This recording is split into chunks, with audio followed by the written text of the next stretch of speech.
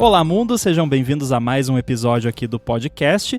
Esse é o episódio 81 do Olá, Mundo. Eu sou o Guilherme Rambo e junto comigo aqui está Fernando Boom. Tudo beleza? Tudo certo. E por aí? Como é que estão as coisas? Tudo certo por aqui também, mas pelo jeito aí não, porque... Me explica que história é essa que você teve que reiniciar o computador pra gente começar a gravar? Então, eu instalei o Tahoe, né? Ah, não! Pois então, o que acontece? Por algum motivo, a qualidade do áudio tá deteriorando ao longo do tempo que a máquina tá ligada. Cara, eu percebi isso, sabia? É. Porque eu não atualizei o meu Mac principal ainda pro Tahoe, porque eu fico testando coisa do AirBuddy e aí é bom eu ter, porque eu tenho outro Mac ali que eu uso nos betas, aí esse outro Mac tá no Tahoe. E eu tenho usado bastante ele, porque eu tô produzindo material pra minha talk que precisa de coisa de liquid glass, aí tem que ser no Tahoe. E eu uso aquele barulhinho, aquele som ambiente de... Eu uso de... acho que é barulho do mar, que tem no próprio macOS, né? Tem aquele barulhinho ambiente. E depois de algumas horas, o negócio vai degringolando cada vez mais. Tipo, começa a dar umas pipocadas, aí começa a ficar robotizado, tipo, aí chega uma hora que trava tudo. Mas se você for no Activity Monitor, colocar na busca áudio, selecionar tudo e mandar forçar encerrar, volta a funcionar. Ah, é? Eu fiz isso já algumas vezes. Ah, não tô a fim de reiniciar agora. Eu vou no Activity Monitor, procuro por tudo que tem áudio no nome, todos os processos com áudio e mando matar tudo. Eu até achei que era algum negócio do AirPods, daí... Porque 99% do tempo eu tô com AirPods, né? E só que às vezes acaba a bateria, eu ponho pra carregar e deixo aqui nas caixinhas de som. Mas tava dando aquele crackling, né? Tipo, o som quebrava assim do nada, bem desagradável o som. E uma hora só desconectou um ouvido, depois desconectou o outro. E não conectava mais. Daí eu pensei, tá, deu treta no AirPods. E daí quando eu fui pra caixa de som, eu vi que o som tava exatamente o mesmo problema lá. Eu pensei, tá, é alguma treta do Spotify então. Daí eu matei o Spotify e fui abrir minhas músicas da library local. Mesma coisa. Deu, tá, que treta. Daí eu reiniciei o Mac e deu tudo certo. Então agora, no fim do dia, eu tenho que reiniciar pra não ter... É muito chato. Tá Nossa, muito chato. É muito chato. Daí, é que bom saber que não tá acontecendo só comigo, porque daí tem mais chance deles arrumarem mais rápido, né? Tipo, aumenta a probabilidade. Sim. Não, e eu que fazia tempo que eu não mandava um bug pra produção tão ferrado como eu fiz recentemente no Chib Studio. Olha só o que aconteceu. Eu vou contar o que aconteceu e aí depois eu conto o porquê aconteceu. Porque não parece diretamente relacionado uma coisa com a outra. Todo mês a gente lança um update do Chib Studio com uns itens novos. É isso. E aí tem um pack lá, que é sempre esse pack de itens que o Everton vai lá e coloca uns itens novos. Eu rodo um comando aqui que pega e processa os packs para enfiar no app. Ele enfia no app, eu mando o Xcode Cloud fazer o build e mando o App Store Connect publicar. É isso. Basicamente, bem rapidão. Mas aí o Everton sempre testa antes. Eu lanço um build interno lá no Test Flight, o Everton testa, me dá ok, e daí eu lanço o build público. E aí, beleza, aconteceu isso faz umas 2 semanas, eu acho. Inclusive, isso é outra questão totalmente maluca, que a versão que foi lançada é a versão 3.9.99. Porque a gente não tá pronto pra lançar a versão 4, que é um major update, e já tinha chegado no final dos 3 ponto alguma coisa. Daí foi 3.1, 2, 3 até o 9, daí 3.91, 92, 93, 94. Aí a próxima vai ser 3.9.991. Nice. Enfim, mas isso não é diretamente relacionado. Aí, ok, lançamos. Aí veio um e-mail de um usuário, no mesmo dia, eu acho. Eu não tô conseguindo mudar as cores dos itens. Porque no Chib Studio você pode lá, tem o item, daí você muda a corzinha ali. Tem uma camisetinha amarela, você muda pra cor que você quiser. E aí a pessoa conseguia selecionar o item, conseguia abrir o seletor de cores, mas na hora de trocar a cor não funcionava. Mas que estranho. E aí o Everton foi testar e eram todos os itens desse pack que foi atualizado. Tipo, todos os itens desse pack não dava pra atualizar, pra mudar as cores. Os outros todos funcionando normalmente. E não tinha mudado nada no app. Tipo, o único update no app foi o pack, propriamente dito. Aí eu não tinha tempo de ver na hora. O Chibi Studio é low priority pra mim, porque não é o que traz o sustento. Então, não mexe em nenhum pack por enquanto. Deixa quieto, que eu vou, né, quando tiver tempo eu vou ver isso. Aí, sei lá, no mesmo dia ou no dia seguinte, sabe quando você tá acordando, mas ainda tá meio dormindo, tá naquela fase meio transição entre sono e acordado? Eu frequentemente tenho insights nessa hora. O meu cérebro tá processando a parada sem eu estar consciente. E aí, do nada... Mas diz uma coisa, os insights geralmente são certos ou são errados? Porque isso acontece um monte comigo, mas eles geralmente são errados. É meio a meio. 50-50. Às vezes tá certo, às vezes tá errado. Nesse caso, tava certo. Legal. É porque assim, às vezes você, principalmente quando é um app, deve acontecer com você, tipo, com o PyStats, que às vezes você mexe um negocinho lá pra resolver uma parada e é uma coisa tão besta que depois de um tempo você nem lembra mais, assim, porque foi uma coisa tão inconsequente, né? Sim. E aí foi esse o insight que me veio, assim, o sketch, a cor, o SVG, e aí eu acordei. Ai, meu Deus, a cor do SVG. Eu acordei gritando isso. Só que assim, não, é porque eu fiz o negócio ver a minha cara, porque isso é código de 2016, então me dá um desconto. Porque eu era quase 10 anos pior do que eu sou hoje, né? Com 10 anos menos experiência do que eu tenho hoje, então eu acho que eu mereço um pass nesse detalhe. Mas o que acontece? Quando importa os itens no app, no app que o Everton usa para criar os packs, ele exporta do Sketch usando um plugin que eu fiz pro Sketch, é um script basiquinho lá, que pega e exporta cada item para um SVG separado. E aí quando ele importa tudo, como se fosse o pack inteiro, porque daí o editor de pack faz um diff e pega só o que mudou, atualiza, pega o que tem de novo, insere e faz tudo bonitinho. E até ele tem uma UI lá que mostra o que mudou, né? Mas acho que o Everton nem olha isso, é mais eu que olho essas coisas. Mas aí, parte desse processo é identificar os color slots do item, que é um clustering de cores, porque imagina uma camiseta que você desenhou ali usando aquilo que você nem eu sabemos usar, que é a Pen Tool, né? Que o Everton é craque nisso. Então, o desenho ele é composto de vários shapes, não é um shape só. E aí, sei lá, uma camiseta verde vai ter um shape que é um verde mais claro, um verde mais escuro, né? Tem o shading ali e tal. Só que no app isso é tudo uma cor só. Mas na hora que importa, o editor mapeia entre uma cor e ele cria esses clusters de cores para determinar quais são as cores que vão aparecer na UI do app.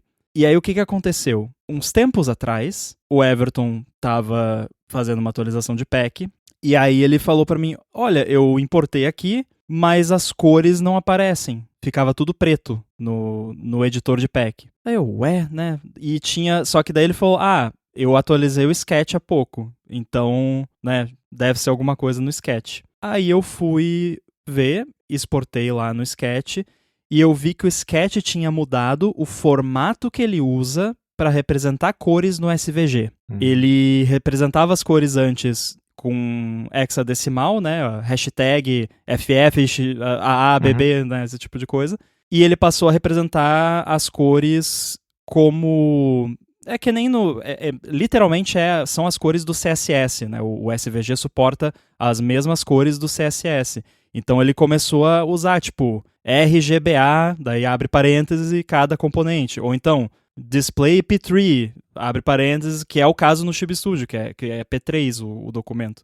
E a library que o Chibi Studio, o Pack Editor, porque o Chibi Studio em si não mexe com SVG, é só o editor de pack, depois é tudo Core Animation. Essa library é o SVG Kit, que é antigaço, é tudo Objective-C, super antiquado, mas funciona. E o Chibi Studio, o core do app, não do app, porque no runtime do app não tem essa library, não tá lá, mas Pra pegar o SVG e transformar no Core Animation, que depois vai pro app, é essa parada. E só que já é uma versão minha, totalmente modificada, quase não lembra mais a original. E aí eu fui ver e, de fato, essa library não tinha suporte a nenhum outro formato de cor no SVG do que o formato com a hashtag lá, né, o hexadecimal. Aí eu implementei, né, fui lá e vou implementar aqui suporte a cor do CSS, seja hexadecimal, qual seja o formato. Tudo bem. Agora, você deve estar se perguntando, o que diabos isso tem a ver com o mapeamento dos clusters de cor? Porque você imaginaria que um desenvolvedor, em sua plena consciência e capacidade cognitiva, usaria a cor para fazer esse mapeamento, não o hexadecimal da cor, né? Uhum. Não foi o que eu fiz há 10 anos atrás. Então, por algum motivo, que vai saber lá por quê, o editor de pack faz esse mapeamento dos clusters de cor na hora que importa o SVG com base no código da cor no SVG. Eu não sei por quê, não faço a mínima ideia por que eu fiz isso. Mas enfim, aí eu não fiz ainda, mas o que eu vou ter que fazer é mudar para fazer o mapeamento com base na cor de fato, não, porque não interessa qual é o formato da cor. Droga, né? Leak abstraction, né? É aquela coisa, né? Faz tanto tempo, muito provavelmente fazia sentido. Tem alguma coisa que tá esquecendo, ou foi só aqueles brain fart que dá mesmo, tipo, fiz aqui, tá funcionando e tá tudo certo.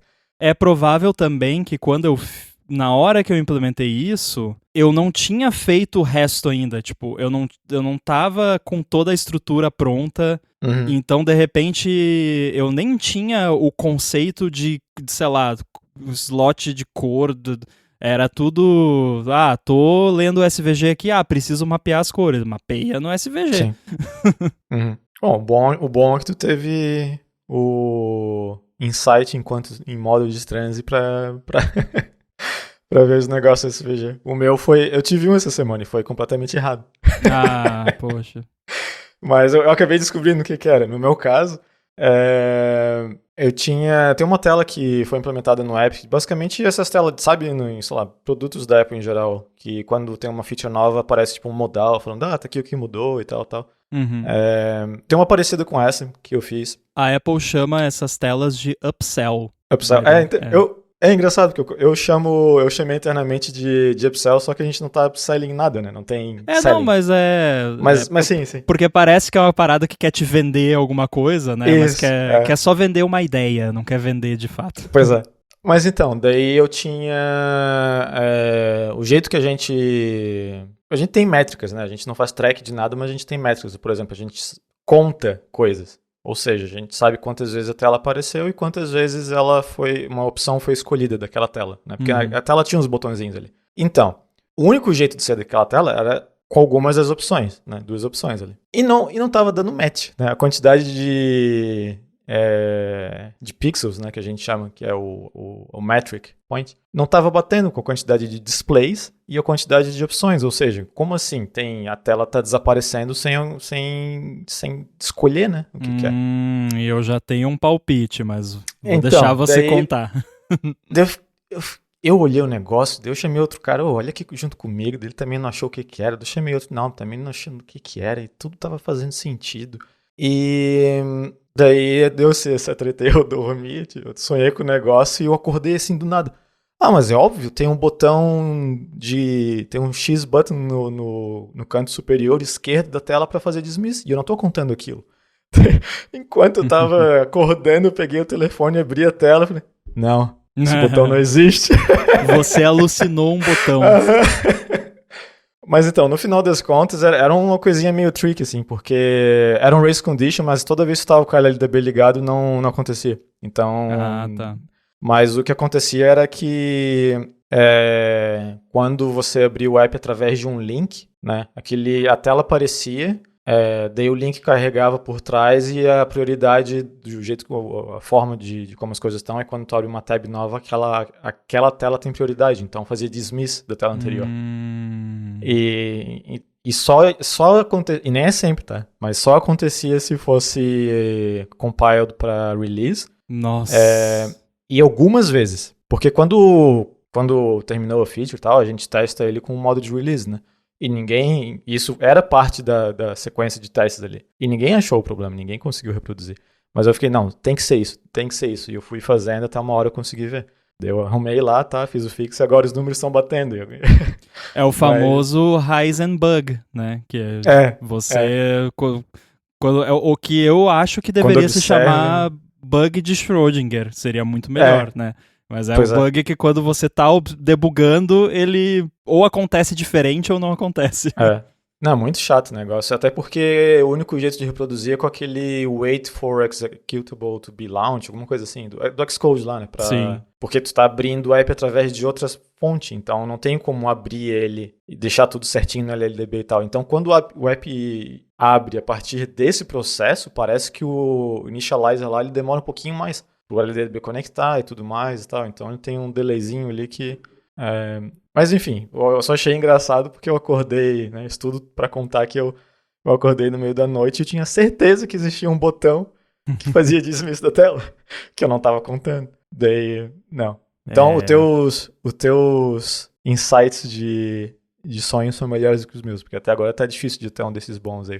Antigamente eu tinha, mas tô envelhecendo, acho que o meu cérebro só quer descansar. E quando pensa em trabalho, pensa em coisa errada pra me sacanear mesmo.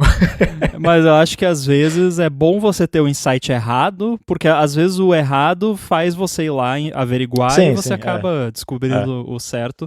E nessas situações, principalmente nessa bem cabeluda aí, é bom você eliminar variáveis também, né? Descobrir o que não é, ajuda a descobrir o que é. Mas eu pensei que era algo bem mais óbvio, sabe o que eu achei que era? Eu achei que era o swipe lá to dismiss do iOS que não estava sendo contabilizado, sabe? Ah, não. E o mais interessante disso tudo é que se botasse os gráficos do Android e do iOS lado a lado, na época que estava errado no iOS, estava igual, sabe? A curva de os números não baterem e a curva de opções estava muito igual. A gente ficou, não pode, porque até então, na minha cabeça, o único jeito de tirar aquela tela era matando o app, porque a tela só aparece uma vez, né? Se a pessoa matar o app depois, não vai mostrar de novo, porque não vai encher o saco. Então, sim, se abrir o app via tela e matar o app e abrir de novo, tu não vê e tu não escolheu nada. Isso é expected, né? Tipo, a gente sabe disso. O que daí uma pessoa de produto poderia até pensar que, tipo, deve ter algum bug que a tela não tá... A pessoa não tá conseguindo fechar a tela e aí tá matando o app, né? Mas daí foi umas cabeças ali pensando e tentando entender, mas peraí, por que no Android tá igual? Mas o Android ele tem umas coisas diferentes, porque ele tem o botão de back e hardware, né, em alguns aparelhos, então tu sempre consegue voltar, tem umas tretas assim. Mas enfim, foi engraçado e eu tô bem feliz de ver os números fazendo match agora. E isso é uma lição, né, que é quem estiver começando aí e tal, que tá escutando. Isso tudo foi resolvido com uma base bem pequena de usuário, porque a gente faz aqueles rollout releases, né? Então, por exemplo, as pessoas que abriram um link e a tela fez dismiss automaticamente, foi um número muito baixo, porque estava com um rollout lá de, 2%, alguma coisa assim. Então, isso que era 2% de um rollout da versão do app, ou seja, era 2% de 5%, né? E já foi suficiente para olhar o negócio. Então, uma coisa que é legal mesmo é ter esses tipos de feature flag, tu consegue ter controle do rollout dela, porque daí tu fica mais tranquilo, né? De algum probleminha, de alguma coisinha chata assim, tu desliga, resolve, liga de novo, tá tudo certo. E não tem aqueles problemas de, meu Deus, agora eu vou ter essa versão no ar que tá com problema, ela vai ficar com problema até eu mandar uma versão nova e tal, daí não tem essas coisas aí. Então, feature flagging é legal, recomendo, aprovado.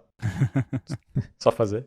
Boa. Muito bem, mas antes da gente falar de um outro negocinho que eu quero falar hoje, eu quero perguntar se mudou alguma coisa com relação a iPhone novo, AirPods, etc., desde a última vez que a gente falou. Então, AirPods vai chegar amanhã, né? Tô empolgado. Tô esperando ansiosamente. Mas sobre o iPhone, não, eu mandei o meu, acho que eu comentei isso, eu mandei o iPhone 13 mini para trocar a bateria, então esse vai ser o meu aparelho, a princípio, eu não comprei nenhum novo. Mas, não sei se você viu, uma coisa que eu estou extremamente surpreso e meio que maravilhado foi os testes de durabilidade do iPhone Air. Uhum. Eu fiquei eu tinha certeza que não ia acontecer do jeito que aconteceu. Tipo, eu sabia que a Apple ia ter pensado nisso, né? Que não ia ser uma coisa horrível e tal, extremamente fácil de dobrar. Mas eu não tinha noção de quão difícil ia ser fazer o negócio dobrar. E não é só dobrar, né? Mas no geral, assim, também de quedas e tudo mais, realmente impressionante. Sim, se eu fosse trocar, né? Se eu tivesse numa situação de querer trocar de aparelho e tudo mais, eu acho que esse ano eu pegaria o Air. Mesmo tendo uma tela um pouquinho maior ali do que eu gostaria, mas pelo fato de ser um aparelho, né, bem fininho assim e tal, e com a resistência que ele tem, acho que seria o device que eu pegaria. Não sei se tu já decidiu? Já decidi, já estou com ele na mão. E não é um iPhone Air. Foi o Pro, então. Foi o Pro. Eu peguei o 17 Pro. Não resistiu às câmeras.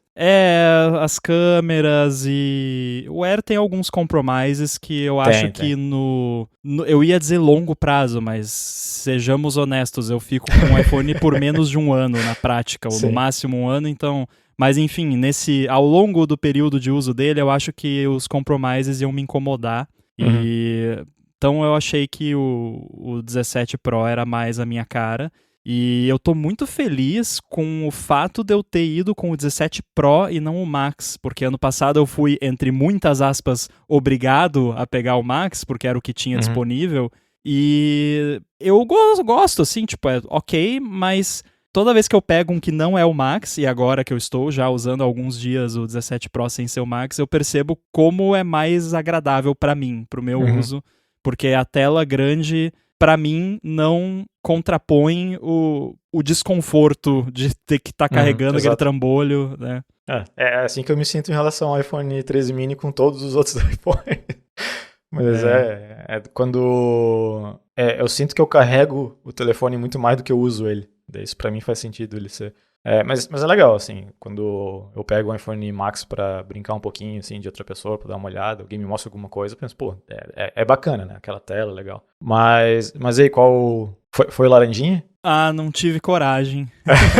Eu acho bonito até o laranja, eu sei que o laranja é uma cor meio controversa, tem gente que adora, tem gente que odeia. Eu gosto, assim, do laranja, não tenho problema com a cor em si, mas eu acho que ia enjoar. Depois de um tempo, assim, putz, sabe? Porque é uma cor muito vibrante. E aí eu achei melhor ir no safe e peguei o azul escuro mesmo, como não tem preto, né? Eu tinha o hábito de sempre pegar a cor diferente do ano do iPhone Pro. Mas ano passado eu não fiz isso e nesse ano também, novamente, não fiz isso. Então acho que mudou. Eu até considerei pegar, de repente, o prata, mas não adianta. Eu sou mais fã da cor escura mesmo. Eu também sou assim. Eu até tava comentando que se eu fosse pegar o 15, eu tava considerando bastante o branco. Talvez eu ainda acabe pegando, né, dependendo do que aconteça no trabalho, se eu precisar de outro aparelho para teste e tal. Mas eu ainda não vi nenhum deles ao vivo, assim. Tipo, já tem nas lojas aqui, só que eu não fui lá pra ver como é que eles são. Eu não sei se você liga muito pra isso, mas eu particularmente não ligo, mas os iPhones 17 da linha Pro, eles estão com um probleminha ali naquele platô da câmera, que em vez deles fazerem ele arredondadinho na parte de cima, é um ângulo reto.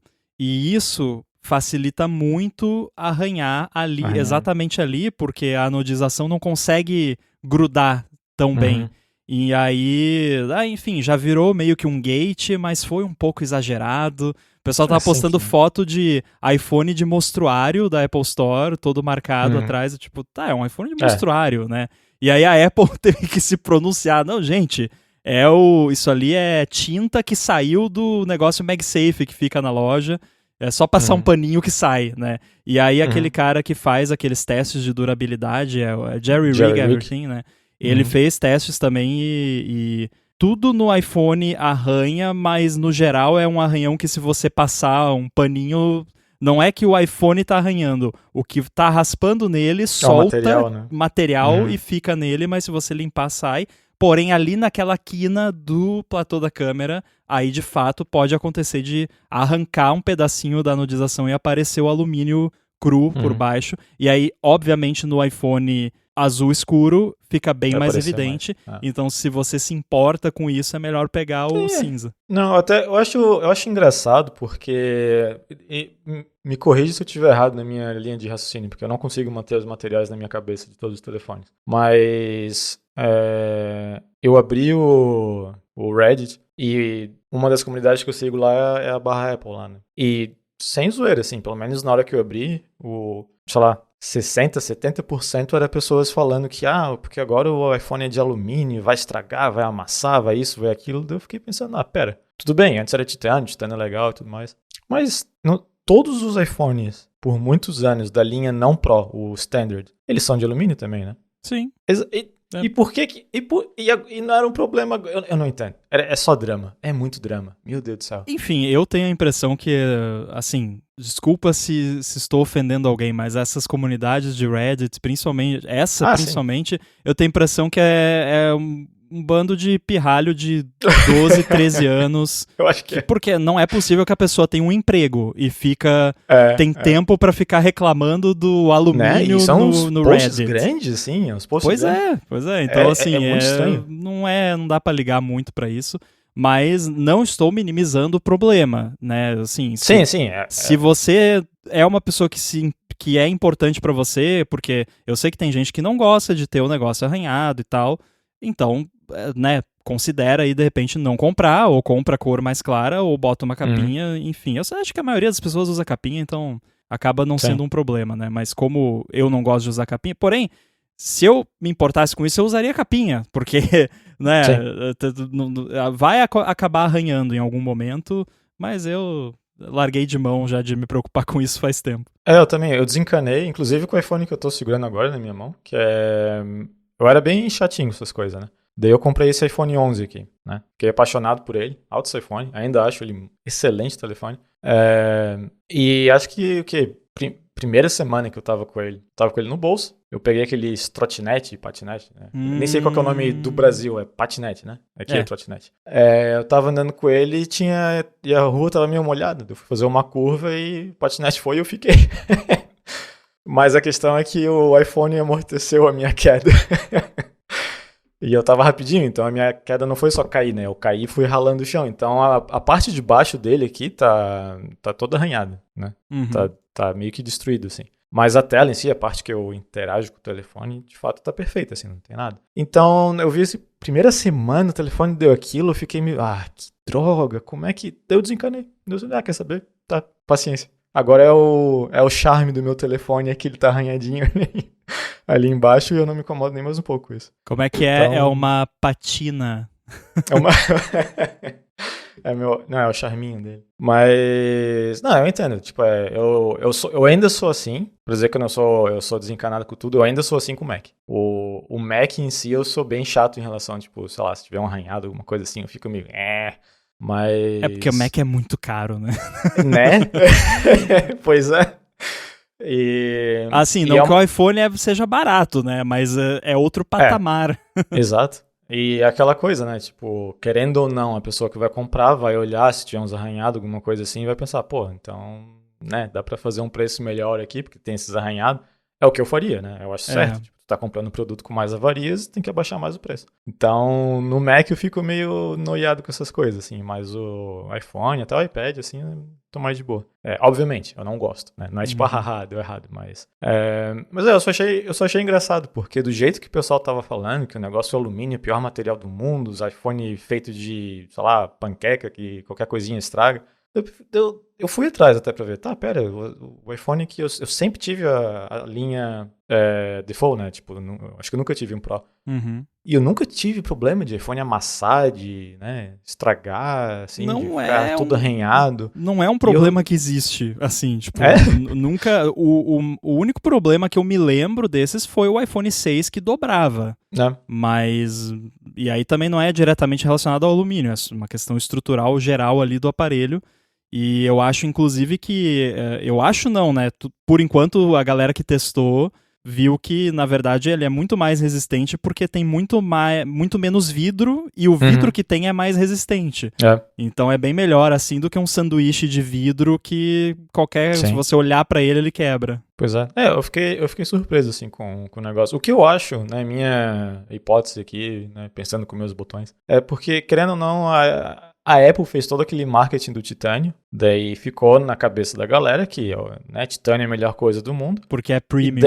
E agora não é mais titânio, então, né, e isso dá pra entender, né, é um shift de, tá aqui o melhor material do mundo, isso aqui é a melhor coisa, espaço, sei lá o quê, e de repente, na verdade, vamos voltar. Então, nessa linha de raciocínio, dá pra entender a frustração de, peraí, o Pro não é mais com aquele material premium que vocês fizeram tanta propaganda? Então, tem um pouco aí da própria educação, entre aspas, que a Apple fez com a galera, de falar que o titânio é a melhor coisa do mundo e de repente voltar atrás. Isso eu entendo, a frustração. Mas fazer esse alvoroço todo que alumínio é ruim, eu acho estranho, porque, né? Não, e também, assim, é uma liga de alumínio desenvolvida pela Apple, exclusiva da Apple, tipo, só os iPhones têm essa liga de alumínio.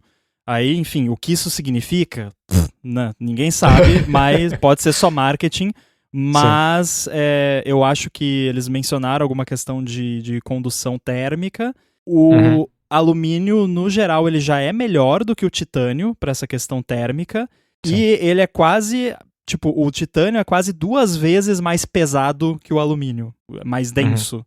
Então, são N vantagens. O titânio foi porque naquele ano eles precisavam de alguma coisa para vender iPhone e aí resolveram botar titânio. Inclusive foi um erro porque daí teve problema de aquecimento, porque não, né? E ficou mais pesado também. E inclusive, tirando a questão do conforto pelo tamanho que eu mencionei, uma das coisas que eu mais percebi até agora com esse iPhone novo é o quão menos quente ele fica. É impressionante. Mesmo mexendo com coisa de IA local, rodando o Image Playground, fazendo um monte de coisa, ele não fica quente do jeito que... Porque o 16 Pro esquenta bastante. Agora o 17 Pro, tranquilo. Só fica no máximo morninho. Esse 11 aqui, ele tava com a bateria detonada, né? Porque é um aparelho de teste e tal. E como eu queria usar ele agora como main device, até porque tô há uns meses já usando ele, porque, né, antes tive que pegar o Mini de volta e tal, e agora o Mini tá pra trocar a bateria. Esse aqui eu fui trocar a bateria num lugar da Wish, assim, né, bateria garantia picareta. Agora ele esquenta demais, demais, assim. Esse negócio aqui vai explodir um dia. Eu vou lá na seção de bateria, só tá escrito não verificado, e é isso aí. Mas... ele não esquentava, assim, eu acho que é questão da bateria. E esquenta bastante, tipo, bastante mesmo, assim, de repente volta ao normal. Mas esse 11 também eu lembro de que na época foi meio polêmico pelo fato da tela ser LCD e não OLED. E de fato, né, a tela OLED é muito bonita, é legal e tal, só que eu voltei pra ele, tendo usado uma tela OLED por bastante tempo, que, né, deixando claro, é melhor, tem uma qualidade melhor, eu gosto mais de usar, principalmente de noite. Mas falar que essa tela aqui é ruim tem que exagerar, porque é altas telas, né? Tipo, a qualidade dela é boa, as cores são boas e tudo. Então, eu não sei, tem o pessoal, né, eu fico pensando, pra chegar, abrir o Reddit, escrever um post lá, tem uns posts ali que são um livro, né? Assim, eu espero de coração que tenha sido feito por IA, aquele negócio, porque uma pessoa parar e sentar e escrever aquilo tudo porque, sei lá, e nem tinha comprado o telefone, né? Tipo, não, aí é que tá. O que me pega sempre, né, nessas coisas é assim, você tem a opção de não comprar. Exato. Pronto. Eu sempre falo lá no ADT, vote com a sua carteira. Né? Exato. Você não tá satisfeito, não compra. Pronto.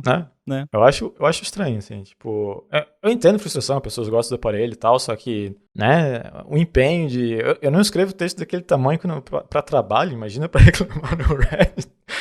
Então... Pra reclamar do metal que usaram pra fazer a carcaça... do telefone desse ano que você nem comprou ainda. Exato. E muito provavelmente nem deve comprar. Se tá tão insatisfeito assim, não compra, ué. Manda um e-mail pro Tim Cook, eu compraria se fosse de titânio. Sim, ele vai, esse cara aqui pediu pra mudar. A única comunidade que eu gosto de fato abrir, porque o Reddit, eu acho treta, assim, eu não gosto muito de usar. Mas eu abro porque tem duas comunidades que eu gosto bastante, que uma é do Vintage Apple. Uhum. Tem umas comunidades bem maneiras lá. É porque o Reddit, ele é bem, assim, cada comunidade nicho, né? é a sua comunidade, e tem o seu jeito, e aí, beleza. Então tem algumas que são melhores e tem outras que nem tanto. Essa, entre aspas, oficial comunidade Apple do Reddit, eu acho tóxica num nível que, horrível. assim, eu não entro, porque é uma toxicidade bizarra. Mas qual é a outra que você gosta também? Eu gosto bastante do self-hosted, que é só o pessoal falando, assim, de programas que usam, servidores e tal. É bem nerdzão, assim, eu gosto de ver as coisas. Sei lá, não tem... Até agora, assim, eu não acompanho fortemente. Eu que acompanho mais o Vintage Apple, porque eu gosto de só ficar vendo é o meu Instagram de nerd, né? Pra ficar vendo as fotinhas de Mac antigo. O self-hosted é mais porque eu descobri de um canal, agora eu não lembro, Hardware Heaven, alguma coisa assim, mas é um canal também de ficar fazendo tinkering com self-hosted, de ter apps pra foto, em vez de usar Google Photos ou iCloud e tal, esse tipo de coisa. Sim. Daria pra fazer tá ligado aquele meme do cara, tem o cara e a mulher, daí ela, ele deve estar pensando em outro, não sei o quê. Aí é o Boom lá no computador até altas horas da madrugada, a Fran, ele deve estar em site de sacanagem. Aí tá o Boom lá olhando foto de Mac antigo. Eu acabei de abrir aqui as fotos, um monte de foto de BOS, muito massa, né? Macintosh User Guide, e um que é só um iMac com chapéu em cima. É muito bom. Quero propor aqui, se bem que esse termo já deve existir, e tal, não sei, o termo retrofilia, pra quem tem tara por coisa antiga. Eu não quero, não. Muito estranho. A associação é ruim. Não, no sentido de apreço. Sim. Não no outro sentido que você pensou aí. Não no sentido bíblico. O que me deixa triste dessa comunidade é porque dá pra ver... É porque tem muita gente que é lá dos Estados Unidos, né? Então é bem mais fácil conseguir essas máquinas. Daí é sempre tipo, olha o que eu consegui num garage sale aqui por $30. E o cara com 4 MacBook e PowerBook assim e tal. Dumpster diving, né? Não, é muito massa. Daí, sei lá, o pessoal fazendo restauração e tal. É um hobby estranho que eu tenho. Mas essa da Apple, eu acho que eu tô vendo, eu abri aqui pra ver, eu nem sigo. Eu acho que deve ter aparecido naqueles For You da vida, sabe? Tipo, algoritmo decidindo o que eu quero ver isso. Mas é estranho, eu não entendo. Tô muito velho pra isso. Agora, será que você tá muito velho? Quer dizer, muito velho não, pelo contrário. Você é velho o suficiente pra saber o que é Core Animation? Sou. Nunca usei, já ouvi falar. Mas, não, assim, na mão.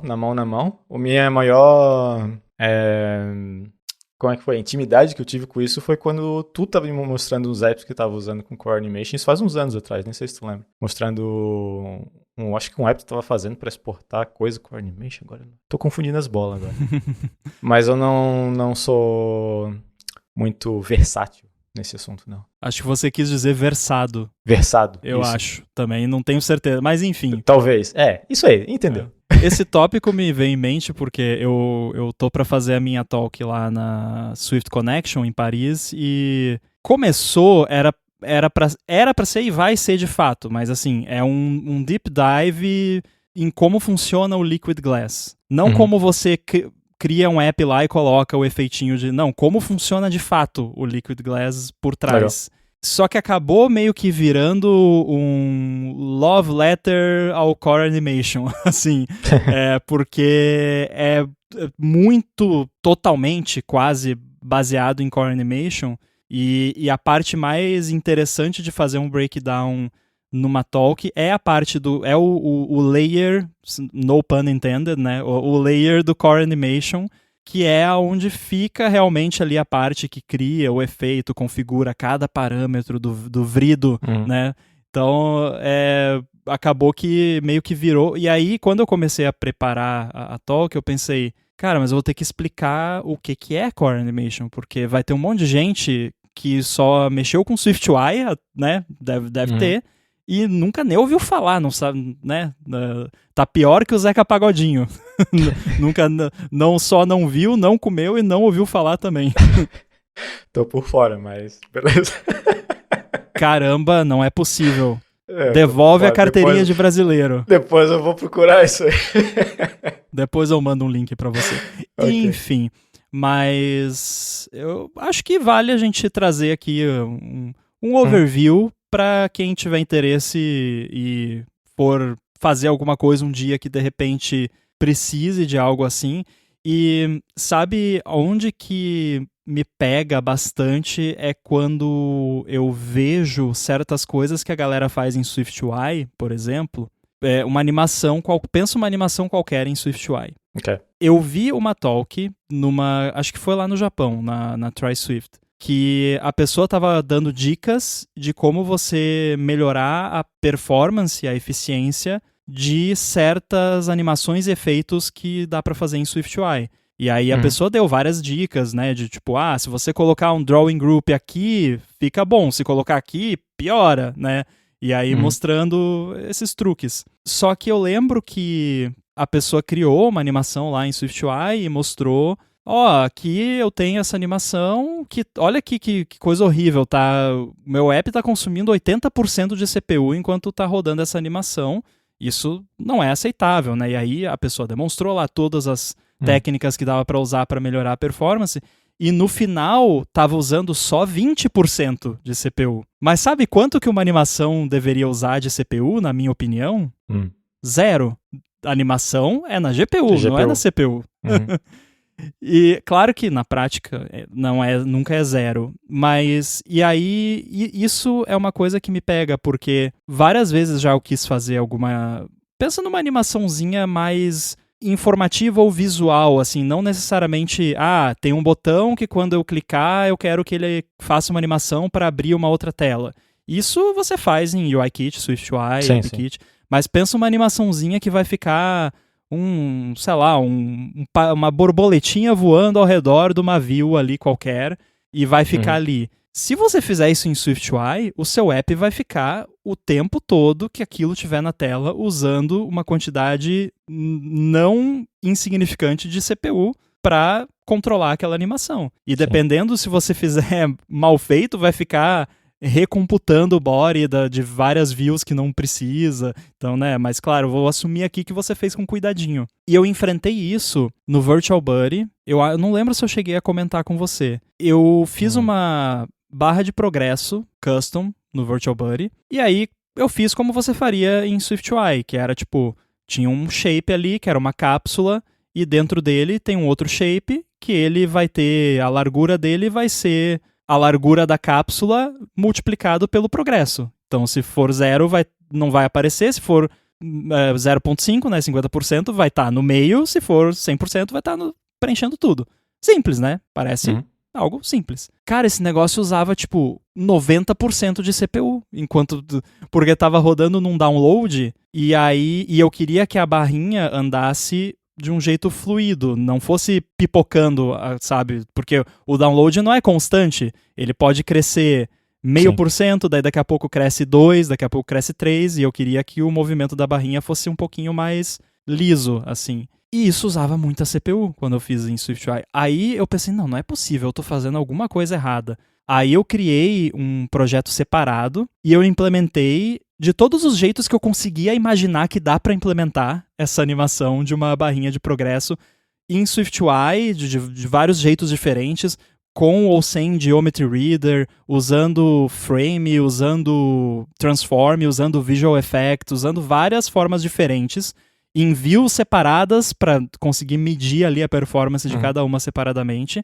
E aí eu fiz uma versão naive, que eu colocava uma NSView ali, e aí dentro dessa NSView tinha outra view que fazia basicamente a mesma coisa da barra de progresso, e eu fiz uma outra versão que era usando Core Animation. Eu acho que eu não preciso dizer qual foi a versão que não usava a CPU, que na minha opinião não deve usar a CPU, é uma animação, a animação é na GPU. Era a versão com Core Animation.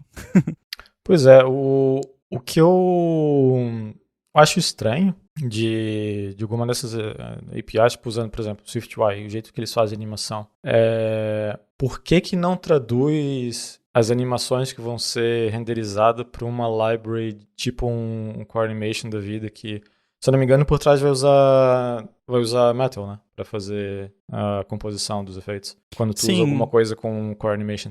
Core Animation Então, acho que talvez vale voltar um pouquinho, né? Pra quem não sabe, Core Animation é o framework, que na verdade o framework chama Quartz Core, não sei por que não chama Core Animation, mas enfim. E aí você tem a CA Layer, que é uma layer, é um retângulo onde você pode colocar coisas. E aí a layer pode ter cor de fundo, pode ter corner radius, pode ter várias propriedades, tem outros tipos de layer, tem layer para texto, layer para... É quase como um UI framework à parte, e o UI Kit especificamente, ele é todo baseado em Core Animation. Toda UI View tem uma layer. O AppKit não necessariamente, porém na prática, hoje em dia, também o AppKit tudo tem uma layer. E o interessante é que quando você vai para o SwiftUI, quase tudo de SwiftUI tem uma layer também por trás. Você não tem acesso a ela, você não interage diretamente com ela, mas tem. Só que o que acontece? A engine de animação do SwiftUI roda in process. Ela roda no seu processo. Eu não consigo entender isso. O porquê que essa decisão foi tomada é tão estranho pra mim. Eu também não sei, cara. Não sei. É bem bizarro. Porque como que o Core Animation funciona? Você já deve ter ouvido falar que no SwiftUI você tem a sua view tree, né? A sua árvore das views que você declarou. E você tem uma outra árvore que é a render tree, que é o estado atual daquelas views com todas as modificações que foram aplicadas nelas. Sim. E o Core Animation funciona do mesmo jeito. Tem uma layer tree e tem uma render tree. A diferença é que a render tree do Core Animation fica em outro processo. No caso do iOS fica no backboard daemon lá, que é o Windows Server, e no macOS fica no Windows Server. Então, inclusive o que você pode perceber quando você faz algumas paradas um pouco mais safadinhas com Core Animation, você vai ver o Windows Server usando um pouquinho mais de CPU, porque ele, obviamente, precisa computar algumas coisas ali. Sim. Mas aí eu não sei, cara. Eu não faço ideia. Provavelmente eles queriam fazer coisas que não ia encaixar, ou quem implementou Passar isso inicialmente nem processo, sabia que Core Animation existe.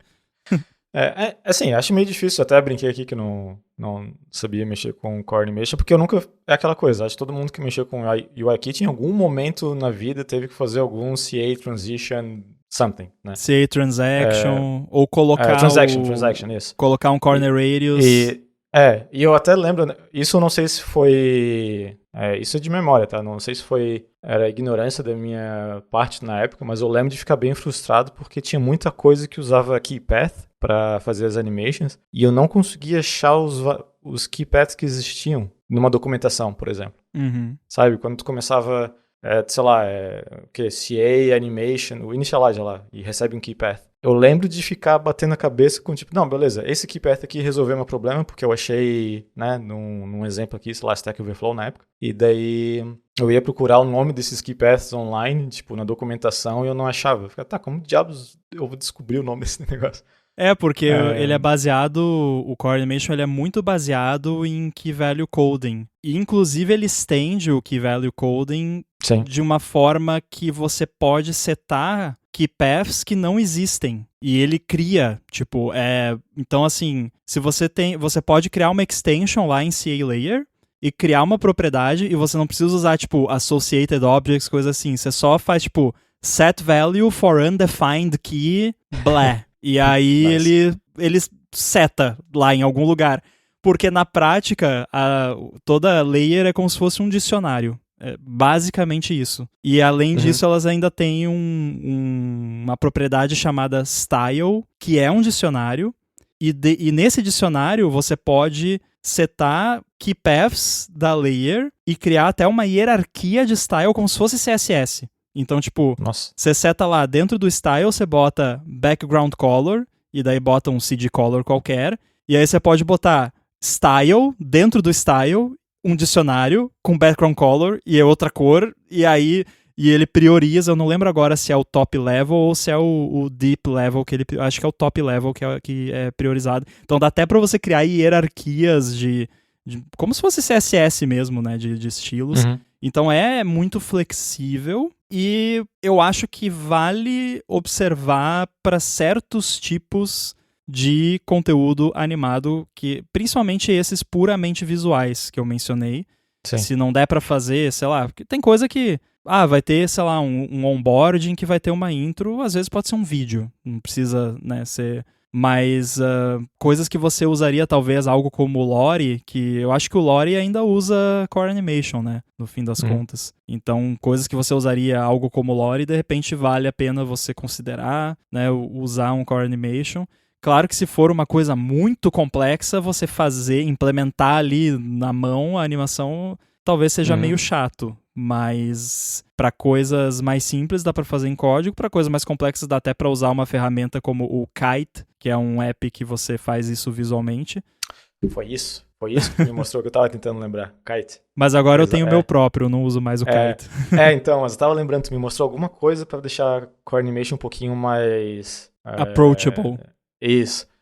Era isso aí, o Kite. Mas então, tô dando uma olhadinha aqui só pra ver se eu não tava viajando na memória. Primeiro perguntei pro DuckAI, e de fato tá aqui, começa um CA, Basic Animation e passa um Key Path. Add Animation, blá, blá, blá, for Key com Key Path. Eu pensei, pode estar, né, LLM, né, vamos ver alguma fonte mais confiável. Eu fui no Objective-C.io, lá de novo, né, é cheio desses Key Path. E eu lembro de me confundir com isso na época de, mas... Por exemplo aqui, add animation, né, uma layer, for key, basic. Ok, basic.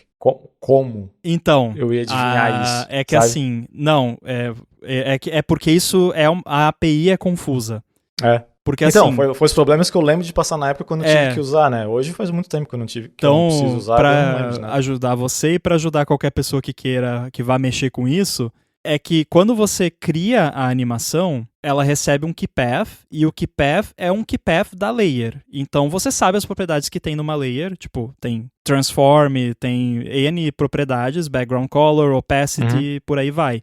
Esse é o keypath que você coloca no inicializador da animação. Só que aí, o que confunde um pouquinho, talvez, é que tem alguns keypaths que não existem na prática, na layer, mas que você pode usar. Por exemplo, você pode colocar um keypath transform.scale.xy, que se você quer animar, tipo, o scale, basicamente. E não existe essa propriedade, tipo, existe a propriedade transform, mas não existe .scale.xy. Isso é só para animações. Mas tem o Core Animation Programming Guide, que é aquelas páginas antigas do Developer Documentation, que é um guia extremamente completo, e que não, inclusive não tá com aquele aviso de tipo, isso aqui é um documento que não... Eu até ia brincar com isso. Não, esse não tá, porque o Core Animation ainda existe e ainda é usado. E a gente, obviamente, vai deixar o link aqui. Mas aí o que acontece? Por que a API é confusa? Porque aí quando você adiciona a animação na layer, você define uma key para animação, mas não tem nada a ver com keypath, é só um nome para animação. Daí usa o keypath como animation. Tá. É um ID para animação, okay. É só isso. Só que o que você vê em muito código de exemplo? A pessoa vai lá, CA Basic Animation Keypath Position.x. Aí vai lá na layer, Add Animation for Key Position.x, sabe? Mas tipo, mas por quê, né? E não, você pode botar o que você quiser, não precisa ser o nome do que o keypath é só na animação em si, que é para você dizer para a animação o que ela vai afetar. É isso. Né? Aí, ali no Add Animation for Key, você bota um nome descritivo para você da animação. Que, inclusive, se depois você quiser remover essa animação, você bota lá, Remove Animation for Key, daí você passa o mesmo key. Então, se você criou, por exemplo, eu geralmente coloco os nomes das animações algo descritivo para qual é o propósito daquela animação. Então, por exemplo, se é position.x, talvez eu use o key da animação, eu coloque move, para tipo, é para mover a layer. Né? Ou se tem mais de uma, eu posso tipo, botar move left to right, uma coisa assim, para ficar bem descritivo. Só que aí realmente pode ficar confuso, porque tem outras propriedades da animação que é bem aquele lance de eu tô só aprendendo aqui, deixa eu criar uma animação simples aqui pra ver como é que funciona, e não acontece nada, e você diz, não, mas por que não tá funcionando? Porque tem uma que é particularmente desgraçada, que é is removed on completion. Se você não setar isso pra false na animação, a animação vai rodar, digamos que você fez a layer mover de um lado pro outro, e na hora que terminar a animação, sei lá, você botou lá 1 segundo, terminou esse 1 segundo, a layer moveu, ela volta pra onde ela tava. Sim. Porque a animação é removida quando ela termina, por padrão. Pois é, eu tô vendo os exemplos aqui.